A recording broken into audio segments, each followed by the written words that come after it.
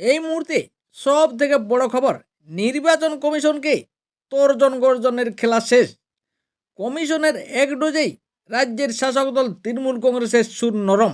গত 14ই জানুয়ারি মুর্শিদাবাদের ফারাক্কার বিডিও অফিসে এসআইআর শুনানির সময় দল বল নিয়ে ঢুকে পড়েন তৃণমূল বিধায়ক মনিরুল ইসলাম এবং এসআইআর শুনানি বন্ধ করার দাবি তোলেন ও অফিসের চেয়ার টেবিল ভাঙচুর করেন।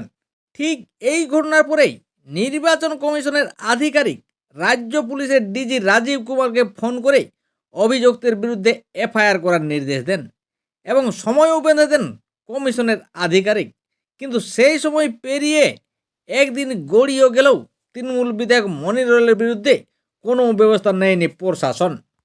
ঠিক আবার এই সময় বিধায়ক মনিরুল ইসলাম চিঠি দিলেন এসআইয়ের কাজে দায়িত্ব থাকা ইআরওকে। পাঠানো চিঠিতে তিনি লেখেন, আমি সব সময় প্রশাসন ও নির্বাচন কমিশনের সঙ্গে সহযোগিতা করতে প্রস্তুত এবং তাদের দেওয়া সমস্ত আইনসম্মত নির্দেশ মেনে চলব।